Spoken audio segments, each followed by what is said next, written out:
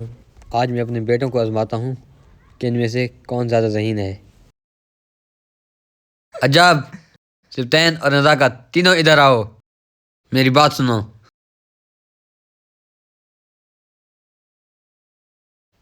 جی ابا جان۔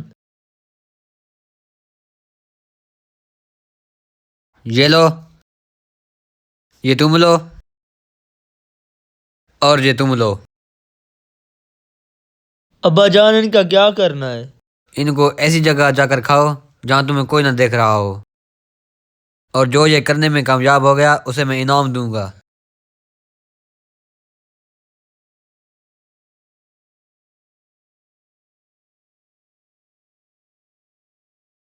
میں ایسا کرتا ہوں، اندر جا کے دروازہ بند کر کے اندھیرا کر کے کھاتا ہوں، اس طرح کسی کو پتہ بھی نہیں چلے گا اور امرود بھی کھا لوں گا۔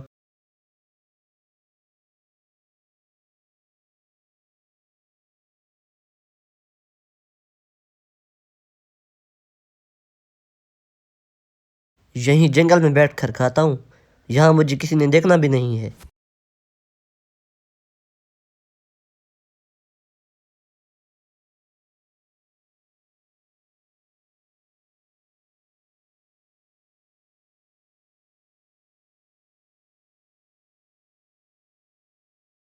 شکر ہے کسی نے نہیں دیکھا۔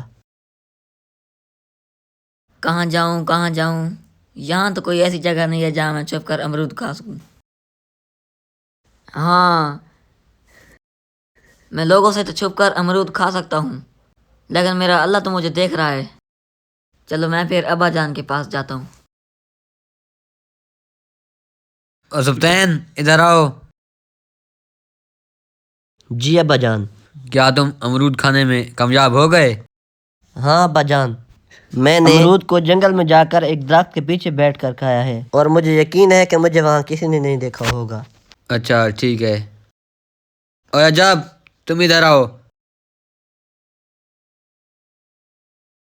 ہاں بیٹا، تم نے کیا کیا؟ ابا جان، کل آپ نے جو امرود دیا تھا وہ میں نے کمرے میں بند ہو کر اندھیرا کر کے کھایا ہے، مجھے یقین ہے کہ مجھے کسی نے نہیں دیکھا ہوگا۔ ہاں نزاکت، تم ادھر آؤ۔ جی ابا جان۔ ہاں بیٹا، تم نے کیا کیا؟ ابا جان، میں نے ایک کتاب اسماء الحسنی میں پڑھا کہ اللہ تعالیٰ کا ایک نام بصیر بھی ہے۔ اللہ تعالیٰ ہر ایک کو ہر حال میں دیکھنے والا ہے۔ ابا جان، میں نے بہت تلاش کیا جہاں میں چھپ کر امرود کھا سکوں، لیکن مجھے وہ جگہ نہ ملی جہاں میں آرام سے چھپ کر امرود کھا سکوں۔ لوگوں سے تو میں چھپ کر امرود کھا سکتا تھا، لیکن میرا اللہ مجھے دیکھ رہا تھا، اس لیے میں یہ امرود کھانے میں ناکام رہا۔ شاباش بیٹا شاباش، دل خوش کر دیا آپ نے۔ ایسا کرو، یہ لو تمہارا انعام۔ پیارے بیٹو، اللہ تعالیٰ ہمیں ہر حال اور ہر جگہ دیکھتا ہے، ہماری باتوں کو جانتا ہے، اور جو ہمارے دل میں خیال آتے ہیں ان کو بھی جانتا ہے۔ اللہ تعالیٰ کے احکامات پر عمل کرو، جس پر اللہ تم سے راضی ہو جائے گا، اور تمہیں اللہ تعالیٰ راحت، سکون اور اطمینان عطا کرے گا۔